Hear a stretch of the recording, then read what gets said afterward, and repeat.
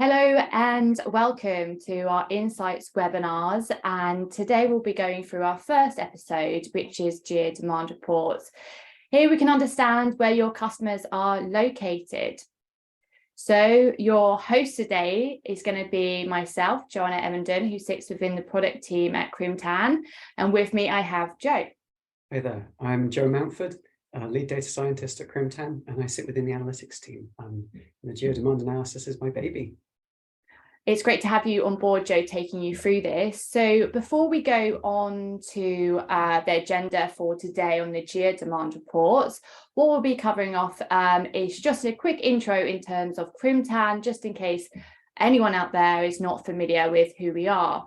So we are a programmatic media partner. We work across multiple different channels such as display, video, native audio, and also including some of your more recent channels such as digital out-of-home and connected TV. Our proprietary technology and our cookieless solution enables us to plan and gather insights while also activate and measure campaigns. Today, what we're going to be focusing on is the planning and the insight side of things. We've seen in the last few years that actually in the programmatic world, when it comes to planning, it's very important for your campaign success. So what are we going to be covering off today? So first of all, we have what exactly is a Geo-demand report and how can we measure it? The value proposition. So what is the value that you are going to be potentially getting out of these potential reports? Other ways to measure geo-demand in the market, and a real life case study at the end that Joe's going to be taking you through to put this into context. So let's really start off in terms of the first question, Joe, in understanding what is a geo-demand report and how do we actually measure it? So a geo-demand report is crucially understanding it as you said, where your clients are, where your customers are. So often in digital, we assume that we can target in so many different ways by personas, by interests, by retargeting. But at the end of the day, some things you can't avoid, and geo-demand is crucial. You're never going to be trying to sell sun cream to Norwegians who are in the middle of their winter. Understanding who you should be selling to is crucial, and also how different people respond to copy in different ways. And that's really interesting. If we could just go into how we measure it a little bit more, just to break it down for those people out there that, you know, really need to understand what are those key inputs that you're potentially looking at in terms of those geo-demand reports. For sure. Like a traditional geo-demand report, and certainly where we started, was just looking at where the client has this demand.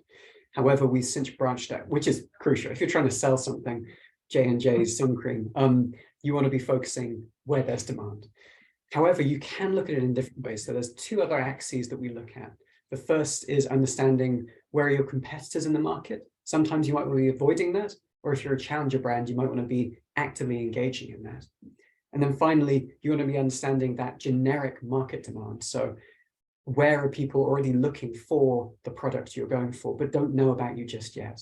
Where is primed for education piece? And in terms of all those inputs that you start looking at, what are the key sort of values that you're getting? What are the outputs that you're essentially looking for in these types of reports? What are the value that the client or the brand on this call might be getting from that?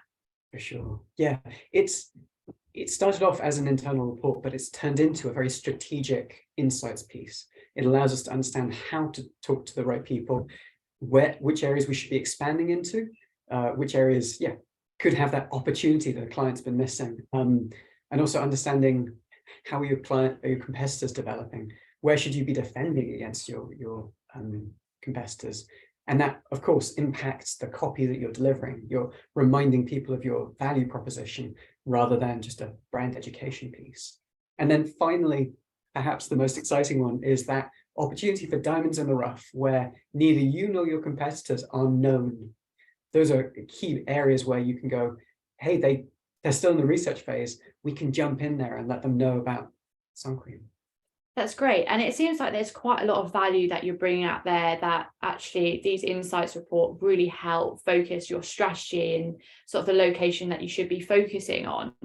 So in terms of that's the way we measure it at Crimtan, but what other ways that, some people on the call might be looking at other ways of measuring the market, and, how do we work with those other partners in the market, and what other things should be really, and as an industry, be taking in consideration there? For sure. It's a great question because you've got so many different ways to measure this. Demand is such a vague term. At Crimtan, we want to look right at the top of the funnel. So we look at search demand. We use this with a Google API links to the trends system that allows us to ingest a large quantity of keywords to understand how people are searching and where. So we're able to focus on right at the beginning of their journey. However, you have other options. And if you're looking for a more nuanced information, something like a survey is crucial to understand that. We have two fantastic partners, On Device and Nielsen, who help us out a lot with this. And this allows you to ask very specific questions of your customers, whereas Google Trends, you can't ask a searcher. And then finally, right at the bottom of the funnel, you've got actual purchases. This is super fascinating because you're looking at what are people actually buying. If you're buying chocolate bars, you can look at not only where dairy milk has the largest market penetration, but also where are their competitors growing? How is that changing over time? You've got many different ways of looking at it. Programmatic marketing is about awareness raising. So we look at the top of the funnel, but the others are just as valid. And if anything, add extra dimensions to an already multi-dimensional analysis. So in a way, this sort of report is very good for awareness because we know most people use sort of Google Trends, but in a way it's not to ignore any brand partners that you might be using or sales partners that also might be looking further into sort of brand recall or that till data as well. So I believe you've brought today a case study, so we can just put this into a real life example. Would you mind just starting by introducing the type of vertical that we worked on for this type of client, and take us through, some of those key questions that the client may have had there for what we were examining and trying to get out from this Geo-demand report? This is one of my favorite examples, and I'm really excited to share it because charitable organizations are so, marketing can be tough sometimes, but charitable organizations make it all worthwhile. We were working with a children's charity. They were wanting to understand some big key questions. They're not the most well-known children's charity, but also fairly well-known. So they wanted to understand where they sat in the market, where their opportunities were, and how they could grow. I guess in terms of their specific questions they had, we were working with their US department. The US department at the time was aware that the market was going through a lot of shifts. Inflation was happening in the US, and as such, that can contract economies and prevent them from donating to charities because it's an optional purchase. They wanted to understand how was the market changing. They wanted to understand where should they be focusing as well. So different parts of the US donates in different ways for many different demographic reasons. They wanted to understand where they should focus and also how they should be focusing. Their competitors are very well known in certain areas, and they might have strong links to local churches or strong links to voluntary organizations. Those translate into a very different kind of geo-demand awareness. Where should they be targeting and how? And hence, geo-demand being the right answer. So if we look back at how we previously looked at those outputs and the methodology around that, what was the methodology used here? Was it similar how you sort of described at the beginning of how to actually use that methodology and looking at those outputs? How did you take this client and sort of take them on board and sort of look into their data? Yeah, they were very focused on what was their hit list, where should they target and where should they avoid. So the primary output was top 20 key locations, key states in this case, that they should be focusing their budget on. Obviously, we all know that the distribution of your revenue is going to be log skewed. 20% of your locations will deliver 80% of your revenue. So where was that 20% that they were focusing on? That was the primary output. However, they were also interested in interrogating how their competitors groups together.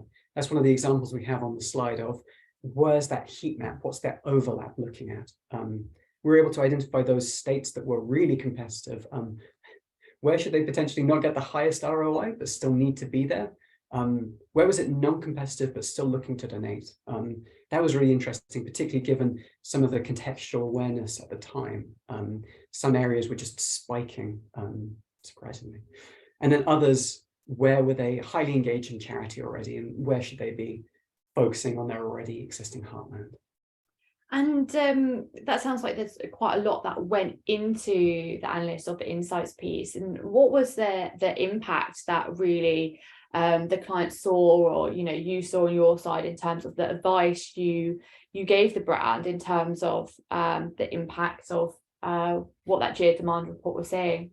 Yeah, it's interesting. Sometimes you can build an analysis piece and it doesn't land, or it doesn't have the right impact because the client has limitations on their side. This was the exact opposite. They were able to hyper focus their revenue into those 20 states, effectively quintuple their spend in those areas.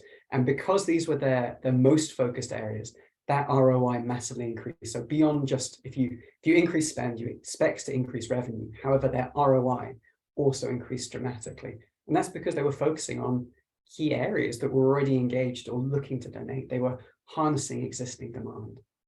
It sounds like it had quite a lot of impact. And I guess for some of the brands out there, some of the questions might be, what sort of clients would you suggest that actually this works for? Is there anyone out there that you wouldn't suggest running a Geo-demand report? And how would you suggest to sort of, use that type of study? Sure. Yeah, who works best is a great question. To a certain extent, the real limitation is size. Regardless of which of our options you're using, whether it's a trends analysis looking at search demand, whether it's a survey-based, or whether it's a point of sale analysis, you do need to have significant volume to get statistical significance. Some analysis pieces may give you it without statistical significance, but I think if they're not able to give you R scores, that's not something you should be trusting. However, once you're a medium business, I think that's where you're most perfectly positioned, because you know that you're not the top of the market. You know that you can't just rest on your laurels, but equally you need to be focusing on how do I grow? How do I make that next step in awareness?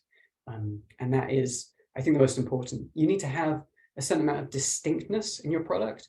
If you're selling own brand oranges, I don't know, great example. People aren't going to be searching for oranges. They're not massively interested in that. It needs to be distinct and interesting and engaging to clients. Yeah, so in a way, just with smaller clients, it might just be harder to do these sort of reports for. But if you are looking to make that sort of switch into the medium, sort of large size clients as brands as well, in terms of that impact. Well, it's great to have you speak with us today, Joe, and thank you for coming along. I believe we do have some questions that we will be looking at now. For anyone that does need to zoom off, remember that we do have our second episode next week of the Insights series, and that'll be covering of persona insights. So today we'll just quickly switch off for a little while, just while we gather the questions, and then we'll come back with Joe answering those questions that we have from anyone in the audience today. So thank you very much, guys.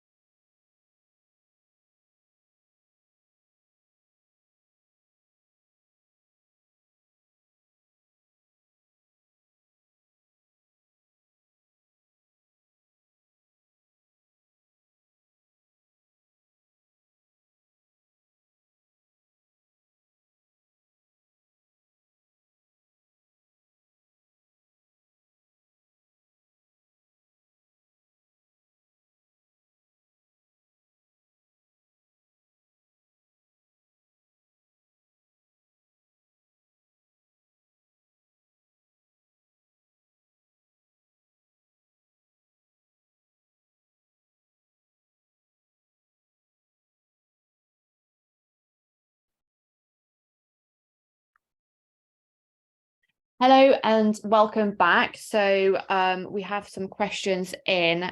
So we'll just run through those with Joe now. So let me pull those up.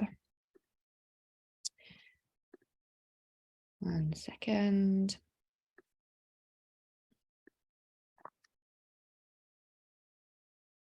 Okay, lovely. So the questions that we've got here, first of all, is what are the most useful insights from the report? So I guess this question is probably referring to what are the most successful insights you might pull from a campaign? Typically, what is maybe the most exciting for brands out there to look at? Gosh. So, yeah, in terms of what's the most useful, I think it comes down to that overlap. You can't separate one of the axes from the others. You do need to understand them as a whole. That gives you a much more nuanced understanding of how the market is moving. I think the most interesting, the most exciting to brands can often be how do they engage with these customers? What do they talk to them about? Usually you just say, oh, Hereford is really excited for oranges. Whereas with a more comprehensive geo-demand analysis, they're able to talk about this is what they're interested in. These are the competitors that are dominant in that market, because that won't always be consistent. And also potentially this is an area still in the research phase. They don't know about you. So that's a branding opportunity rather than a reinforcement or a competitive opportunity. Do you talk to them about price? Do you talk to them about opportunity? Yeah, I think that's the interesting bit. It's the strategic and copy-based analysis. Yeah. And I suppose in a way, with each client, it might be a bit different to what they might find more useful as well. So it could be very dependent on who you're working with, really, what they might find the most useful in some areas. So let's move on to the next question. So the next question is, when you look at demand for competitors, how do you benchmark this at all? And what if we have different competitors in the market, for example, if we have more competitors that are different in the US to the UK, for example, how would you tackle that sort of situation? Yeah, that is really important, and actually a really great question, because it comes down to what is the question you're asking the analysis. In the case of our case study, they knew specifically what they were targeting. They weren't looking at charities in general, so we were able to narrow it down to just a few specific competitors. Generally, we try to include as many competitors as possible because we're not limited by scale, particularly with search demand analysis. You can just, yeah, scale is very positive. You might be limited in terms of the other options, but you're looking at different questions there, and that makes sense. Yeah, as many as possible competitors, because different competitors will move in different ways. For example, KFC and McDonald's will have different targets.